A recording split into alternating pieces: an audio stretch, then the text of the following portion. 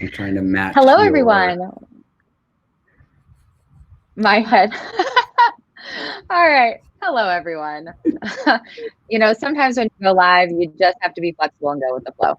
That's what we're doing here today. And it's probably a little bit about what we're going to talk about today in this live session.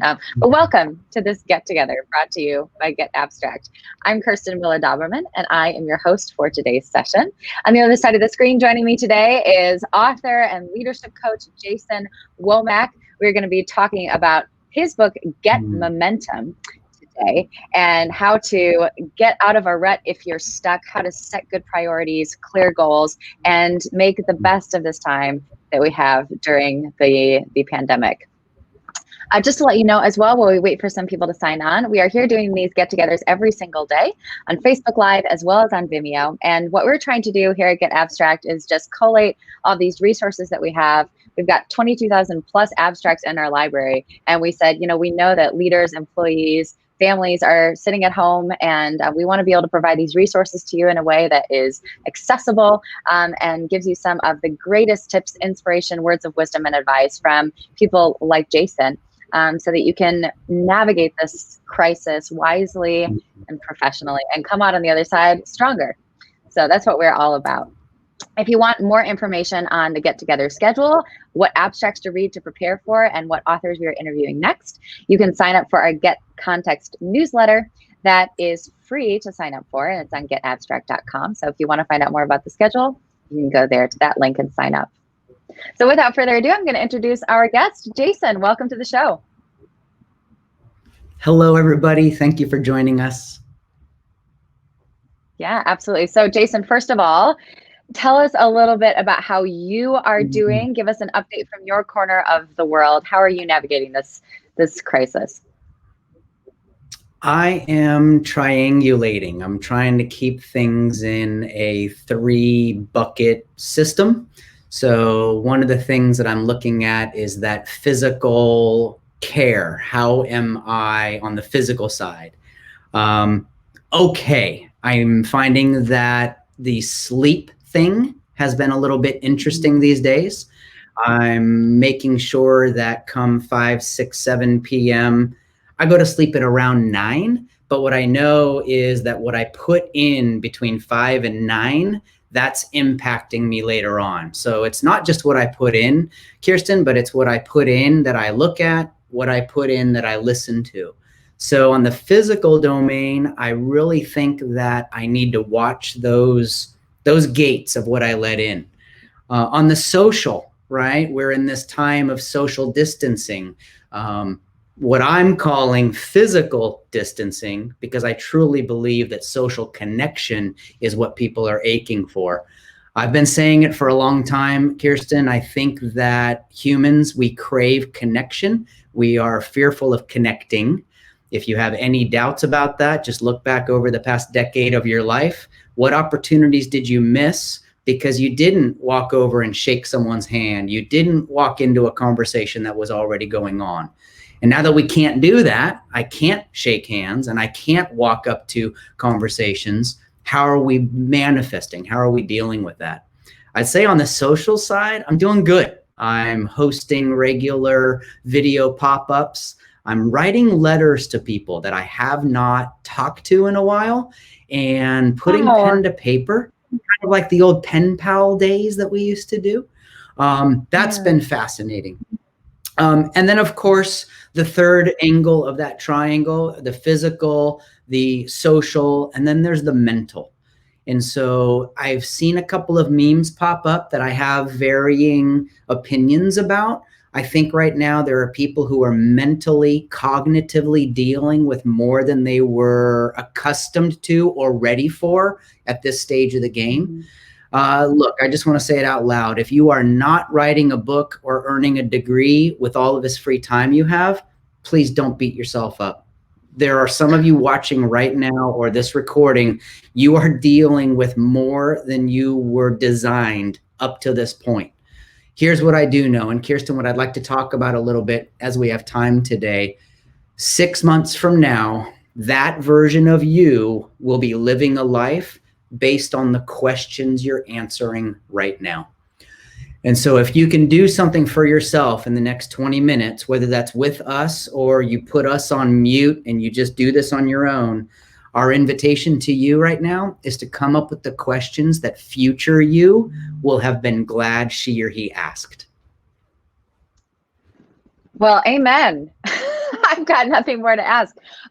No, so many tools of wisdom and insight already, Jason. Thank you. And I love that we are going to talk about today, who are we becoming through this crisis? And it's one of those things that you actually wrote the book about just a few years ago, and before this even came to be, because it's really about using momentum to leverage your way out and beyond a stuck feeling. And I think that that's really relevant right now because of the thing that you mentioned, that desire at the beginning that a lot of people had when the lockdowns commenced to start new projects, to learn new things, to grow, and to take advantage of all of this. But it's a marathon, not a sprint. The lockdowns are lasting longer. The dates are being extended. And so people might at this time start to feel a little bit stuck. In your book, you talk through kind of the 5 phases of getting unstuck: motivation, mentors, milestones, monitor, and modify. So we'll kind of go through all those, but let's start with motivation. Knowing your why, how do you even find motivation right now when there's so much that's uncertain? So here's where I'm tempted to throw the action to our viewers, our listeners, the fans of getAbstract. That question why has 2 different kinds of answers. And so a first step, I won't say the first step because everyone has the first step. So I'll be the guy that says a first step would be to let yourself see what you're telling yourself. And so up on top of that piece of paper or your journal or your whiteboard or even a note in your phone, if you ask the question why or whatever that works for you, let yourself see what's on your mind. And you're going to have things that show up. If I could share some of the ones that I hear often, I've heard people say, I'm doing what I do because that's what I'm on the planet for. I'm doing what I do so that my children have a better life than I did. I'm doing what I do because it's my calling. I'm doing what I'm doing because I get paid a lot of money. There's no right, there's no wrong, there's yours. I have a why I do what I do that has 2 kinds of answers. And so one kind of answer, I'll just go through these quick, Kirsten. One kind of answer begins with because. So for the parents who are tuning in today, if you've got one in your arms and you're trying to manage the other one right there, if you ask one of your kids why they did something, right? And usually it comes with that face. Why did you do that? You will generally get an answer that starts with or contains because. So when I was a kid, my mom would say, why did you hit your brother? Because he hit me first. Why did you cheat on that test? Because I wanted to pass. A little self-disclosure here. The because answer gets us from the past to the current. The because answer brings everything that you've ever done, been, had, learned, seen, experienced, and it puts you right here. So there's a second kind of answer that if I can get someone to share with me why they do what they do, and the way that we ask this in the book is, what would you like to be known for? The way that we're talking about it today is, what are you becoming? So if I can get someone to share with me what they are becoming specifically during these times, well, you can share with me what you are becoming because of. You made choices and now you are managing those choices and you're heading into the future. You got opportunities and you're managing those opportunities and you're heading into the future. The second kind of an answer that I'm always looking for from the people I love is, so that. What is your so that behind what you are becoming? So one of the things that I've seen myself experience in the past 3 weeks, and this is just, we're date stamping this here because I'll watch this in a couple of years and I'll go, wow, I remember that. One of the things that I'm becoming is less, how do I say this? I am becoming less task oriented on the short-term projects list. and I'm becoming less stressed about what isn't getting done. Now, anybody who knows me, for those of you who are tuning in because I invited you, hey, yes, it's me, because that is not how I used to be. And so how am I doing that? Well, there's some things about that, but that's not what's important here. What's important for me is so that I am becoming less focused on that short-term task list so that I have more capacity to bring that longer view in, that strategic view in. Now, that's just one example. So when you start to take a look at why you do what you do, what the reasons are for you wanting to be known for a leader, a manager, a spouse, a friend, a community member, answer those two questions, because that'll bring you from the past to the current, and that will bring you from the current into the future. I love that. So good. Let's talk about that task list, or the task list that we're all facing. When we don't have as much structure as maybe we did when we were going to an office, or had more external pressures on our time, attention, and activity, how does someone set priorities? Because it comes naturally to some people, but maybe for other people, having the discipline to create their own structure and set priorities can be really difficult. And the great news is, I'm going to go right back to what I was just sharing. If you make that task list, and let me come back to the 3 things that are on a task list in just a moment. If you make that task list and then you look at it and you answer the questions because and so that, you may find some natural prioritization happening. In fact, just last week, I had a because so that exercise. I had a task. It was actually a project on the list. And when I looked at the because, it was because someone had asked me to take that task on. Great. So I put it on the list. I'm tracking toward the completion of it. I'm pulling my resources. I'm scheduling time on my calendar, all the things that we're supposed to do. When I answered the question so that, I realized I was not 100% clear on what my boss's vision of the outcome was. And so when I stopped and I said, well, hold on a second, I've been making progress. I've put about 8 hours into this project and I might be halfway done. I'm going to pause.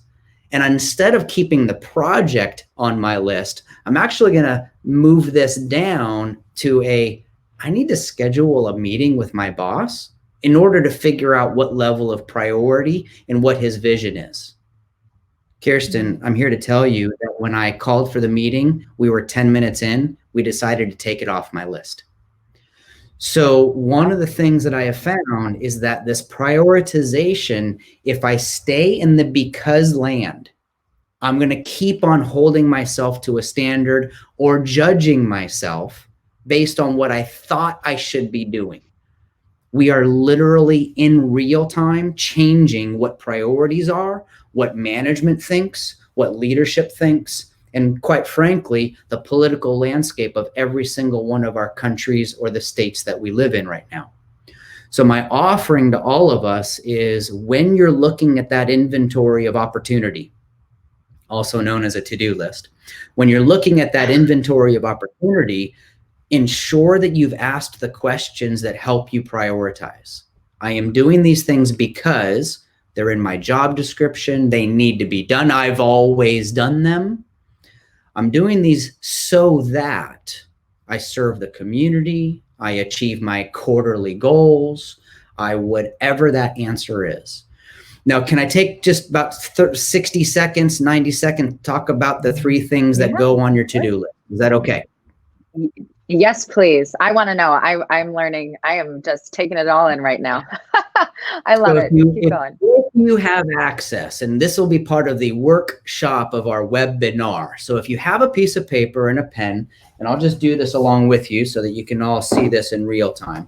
The first thing I'll have you do, I'll do it too. is, here we go, is I need 3 sections on that piece of paper. Now, if you want to make a big pie and you want to chunk it into 3, you can do that. If you want to make thirds, I simply do it as 3 columns that look something like this. All right.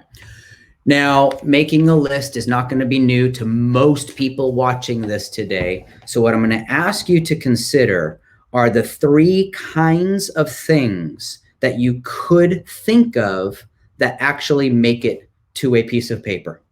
And those 3 things, in no particular order, but this is what they look like. Hey, you try and write and talk at the same time. It's not easy. The 3 kinds of things that I have on my list is I've got tasks, I've got projects, and I've got things that I still need to think about. And what I have found, Kirsten, is that most people will make a to-do list that is an incomplete, censored. This is my symbol for filter, by the way. This is a hashtag, and this is a filter. Most people will censor what they wrote down as a blend of the 3 things. So if you give yourself the gift of your attention and you come back to the question, what am I becoming? What am I becoming during this time of COVID-19? What am I becoming during this time where I'm spending more time with my family, more time in my home office, more time bringing in news from as many different sources as possible? What am I becoming? And as a result of that, what is a task? Now for task, these are things like a call I need to make, an email I need to send, a article I need to draft, material I need to review. And by the way, my world pretty much comes down to those 4 things. If I think about a task on my list, I'm going to call you, I'm going to email you, I'm going to write something, or I'm going to read something. Now, all of those tasks feed into the inventory, the projects, the outcomes, the deliverables. In the military, we call them directives. So I have a directive to create an alumni association for my school. That's the directive. That's the objective. Well, in order to work on that, I need to draft a project plan. I need to email someone who's built an alumni association. I need to make a phone call to my school's alumni director. All of the tasks then are supposed to feed into what that line item task or project or objective is. So what's the 3rd column? Thank you. The 3rd column is, I didn't know that I was becoming what I'm becoming until I let myself ask the question, what am I becoming? I am becoming a different kind of a spouse. I am becoming a more involved son. I am becoming a different kind of friend. Wow. What do I think about that then needs to come down to a objective, deliverable outcome? And based on that deliverable or outcome, what task or to-do or transaction can I take? Now, you asked me a very simple question that has a lot of complication behind it.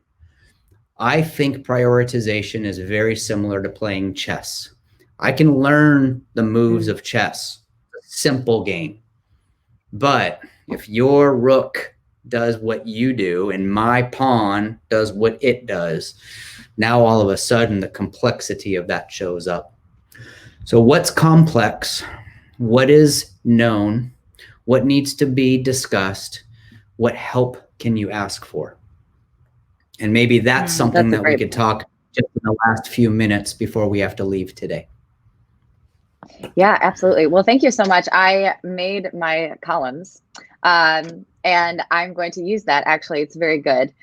What I found is just looking at this is I tend to make lists of my tasks and projects very well, but the think about, because I'm a very creative person, I grew up doing the arts, and so my mind does like to go to abstract places and just swim around in all of these thoughts, especially ones like, what am I becoming? I love deep questions like that, but I don't write down what I'm thinking about or maybe what I want to think about. It just kind of lives in my head. So I love that pen to paper, very, very practical tool that you gave us. I do want to get this question in though from Facebook. Think about.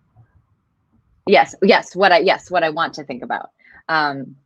I do want to get in this question from Ellie on Facebook, and it kind of alludes to what I was just saying. And that is, she asks, I'm a good list maker, but not so good at the follow through. How can I stick to my list, or maybe just that task section better?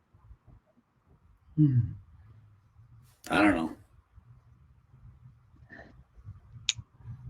Okay. I would say for me, I would say for me, if it's out of sight, it's out of mind. So I often get asked, do I do a digital list? Do I do a paper-based list? Do I do a post-it list? Here's my experience, having done this for about 20 years, is any kind of a list system will generally last someone 3 to 5 weeks. So for 3 to 5 weeks, I can hold it together and use a paper-based system. I downloaded a form off the internet because that was the best one that my mentors are using. And after about the 29th day of trying to use that list, I stop. Then I go download an app for my phone. And oh man, I show everybody my list and it's color coded and organized and beautiful. And 3.5 weeks later, I don't open it anymore. So first off, give yourself a little bit of a break. You are attempting to create a static system that will not survive a dynamic reality. So you got a list, take a look at it. Let yourself see that. And as soon as you get tired of seeing it written one way, then put it on something that's another way. And as soon as you get tired of looking at it that way, then you make a different kind of a system. I will say this, there is magic to checking things off a list. There is a boost of dopamine and serotonin. There's a release of adrenaline and cortisol. There is so many good things that happen. I mean, come on, who has ever done something that wasn't on a list, you wrote it on a list, and then you checked it off? Yep, I definitely have done that. So yes, give absolutely. yourself a little bit of grace, give yourself a little bit of acceptance. The last thing that I will say for anyone who's on the fence about journaling right now, I teach a whole course on journaling twice a month. I do that via a big Zoom chat. You're all invited. One of the things that I can say about journaling is it is a way to look back on past me and realize I made it through that challenge. I'm doing okay. And sometimes just seeing, checking things off, making a little bit of progress, call your girlfriends at the end of the day and brag, hey, this is what I did today. Post on social media a picture of your to-do list and say, somebody text me at 3 p.m. to get me back on track. Why wouldn't I ask for help, especially during these times?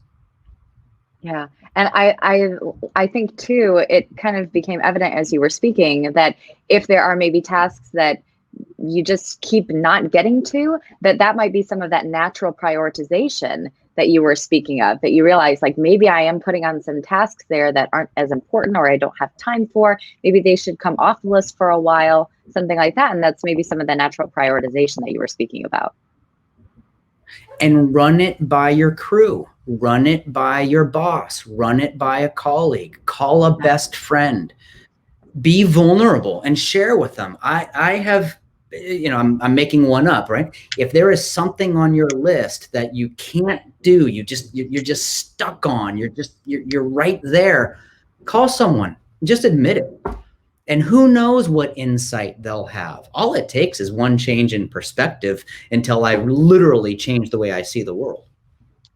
Yeah, absolutely. And that actually just leads us right into that discussion about your team, the people you surround yourself with virtually at this point, and how much that matters, whether it's mentors or friends or your team. How big of a part of this question, who am I becoming, is the people that you work with? So I do want to give a shout out. A couple of days ago, and you can find this on the getAbstract Vimeo page or the Facebook video wall, my wife, Jason Womack, talked about building your team. So I'm going to let folks jump over there. We'll get you a few more clicks on that one. The name of her sharing was called Dear Wonder Woman, You're Not Alone. What I would want to say about building your team, mentors, friends, role models, is you will rise to the level of what people expect of you. I will rise to the level of what people expect of me. There are people who knew me in the past, and they expect me to get to the level that they knew me as. There are people who don't know me yet, so when I meet them, they are attempting to decide at what level do they think that I could get to. My job is to make sure that the people who knew me don't hold me back, and the people who get to know me don't hold me down or allow me to shine. So what does that mean in reality? I would go back through maybe a week, maybe a month, go back through your sent items in email and go back through your sent text messages. And just look at the 5, 10, 15 people that you correspond with the most. And then, I don't know, maybe you invite them to a video chat and you say, hey, I need my 6 friends to come tell me what you see me becoming during this time. Are you vulnerable enough? Are you transparent enough? Are you willing to let people share with you the beauty, the kindness, the joy, and the amazing that they see in you? Sometimes we can't see what's right in front of us, but I'm telling you, our friends can. And Kirsten, it's I won't say half the reason, but right here, sometimes you'll see me look off to the side. I actually put a mirror on my desk because I have found I've been spending more time looking at folks. And even though I can see me in the video, there's something about glancing down there. Leaders, let's check ourselves out before we look out the window and try to figure out what they should be doing. Bravo, sir. Very, very great point. I've just got like 1 or 2 more from questions. Facebook or yeah. Let's do the speed round. No, I was just gonna say we're gonna do a speed round of questions here with Jason. So please, if you have any other questions or anything that you want to share at this point on Facebook, please do let us know, or anywhere that we're live streaming this.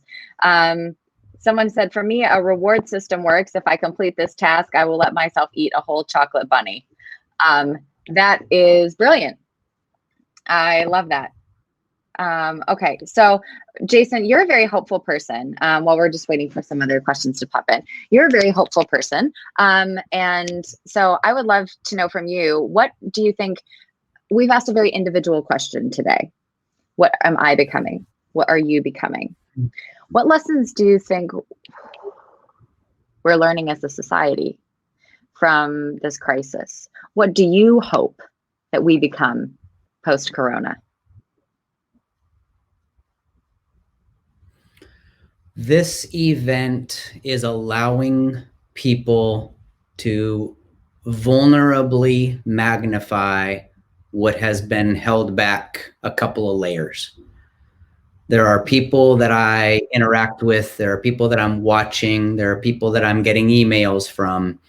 There are people who had a couple of layers extra, whether that's armor or guard, negative past experiences, whatever that is.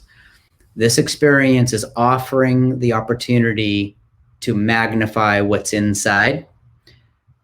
And what I hope people will let themselves do is experiment on the small things before they perform on the big ones.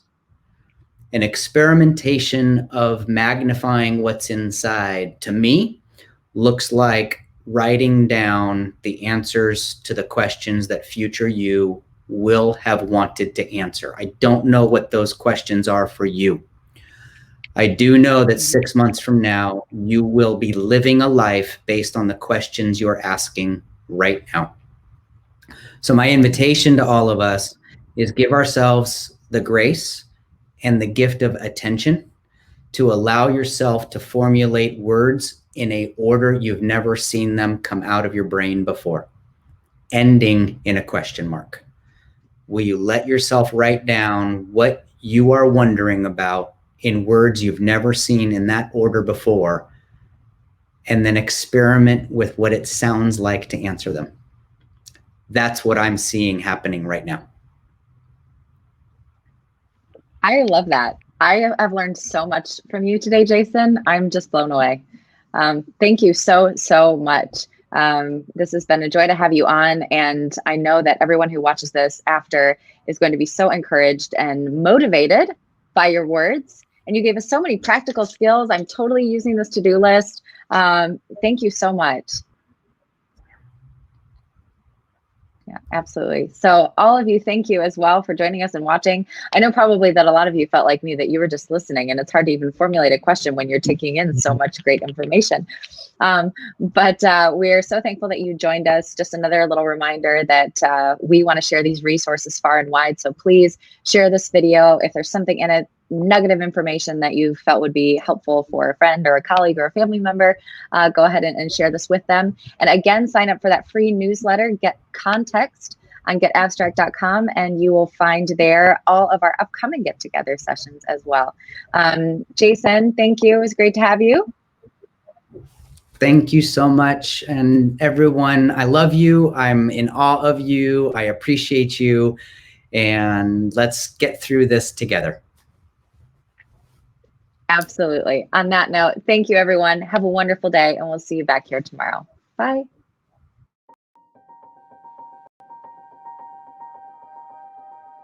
Extraordinary challenges require extraordinary responses from thought leaders, company executives, and employees.